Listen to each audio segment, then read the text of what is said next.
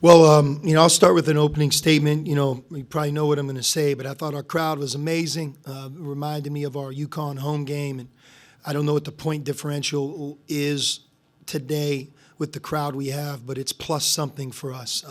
Our students are amazing, and just everybody fed off of that energy.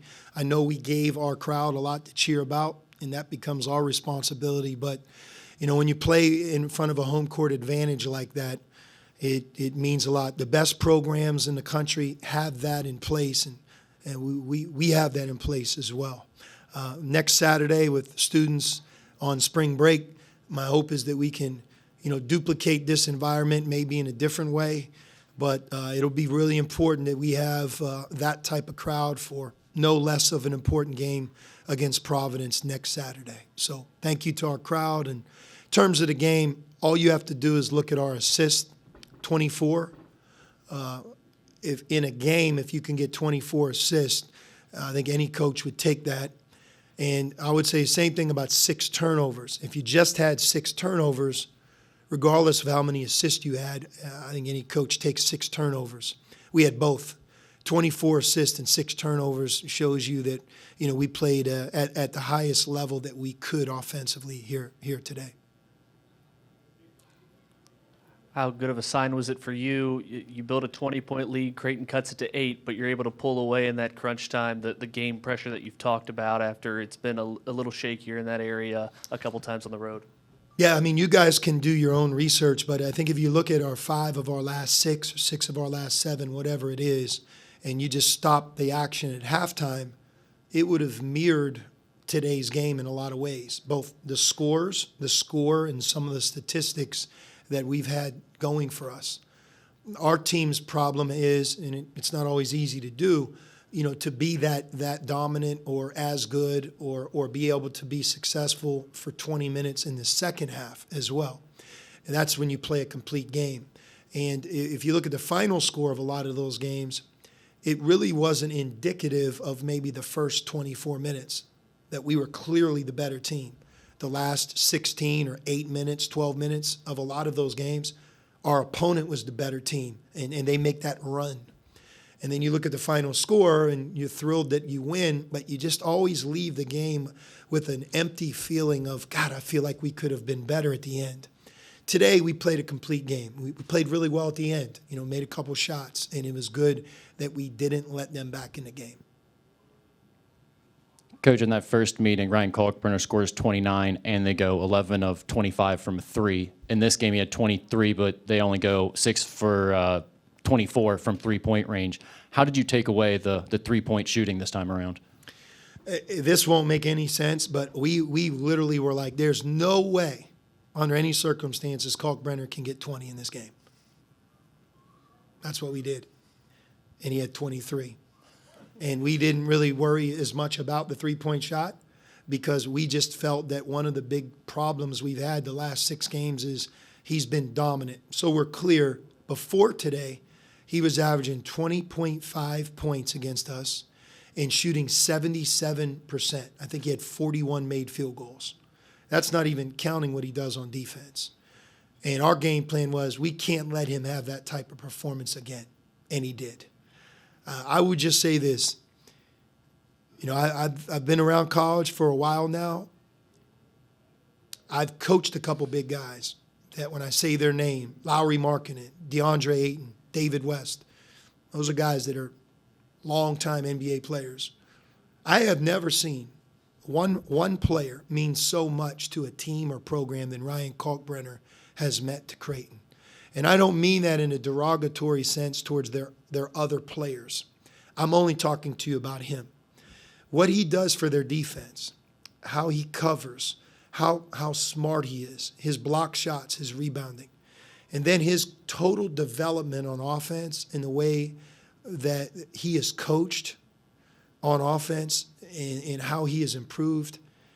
It is really difficult to play Creighton with him. And I have great faith that we will watch Ryan Kalkbrenner for years to come as an NBA player. I believe it. I think that game is perfectly suited for his skill set, his size, and his mind. He has such a great mind. So, I don't think there's a way he can come back. I hope we don't play him again in New York. I told him at the end of our game, I just hope that's the last time him and I are ever on the same court again, because nobody has wrecked the team that I've been a part of more than Kalkbrenner has. And that's 7 games now and counting. What did you tell Dalen to do with the way they were guarding him today? We've seen it a couple times with Butler, maybe early, Michigan, and, Creighton can do that.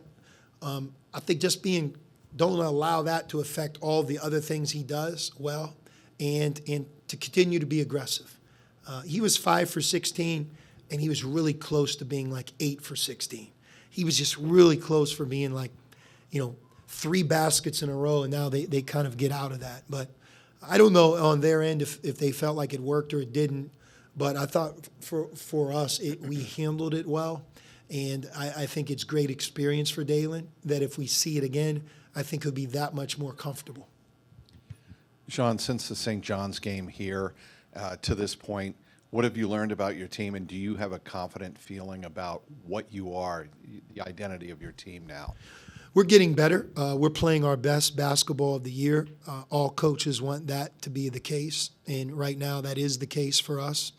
One of the things that we've done a good job, we haven't gotten too far ahead of ourselves, and yet we haven't gotten too down if things haven't gone well. And I think it's really important for us as we approach the final week of our regular season that remains true. We know we have a big test on Wednesday on the road against Butler. How we can come out of this game, leave this game, how we can now play on the road against a good team, a really good crowd. That becomes our next challenge, and embracing it, being excited about it, being ready to play the game. And we've been that way for several weeks now, and I don't see any reason why that can't continue. We have a lot of guys that are highly motivated in a good way. Sean, can you explain what life is like on the bubble and how you help your guys deal with that? Life is only on the bubble if you allow it to be that. If you're completely engrossed in the practice, communicating with players, getting ready for the opponent, holding everybody accountable, and focused on the task at hand as we approached that day and the next game, all of that is kind of happening while you're immersed in that. It's easier said than done, but I don't really look at it as we're on it, we're off it, as much as how much can we be ready, what do we need to do to be better, and how do I get these guys locked in on being the best group we can be against Butler. That's what we've talked a lot about. And, Kobe Bryant has so many things that when he's been asked questions or was asked questions, his answer is it's an iconic answer. He had such a killer instinct as a player. And one of the things he talked a lot about is being fearless. And the way he explained it when asked about it is, being fearless starts with just, putting yourself out there and being willing to risk, may not go well. And I think when you start talking about, the bubble, you're almost accepting, oh, my God, what happens if it pops? And, and it creates, this mindset of, the good, the bad, the what ifs. And it's not about that. It's about trying to be great. It's about trying to play great. It's trying to be ready. And first you have to be willing as a team to put yourself out there and go for it. And our team has done a good job of that. We have to continue to do a good job of that. Things went well for us today. That can't affect us in any way as we approach the next 3 or 4 days. And I think that's the mindset we've been in.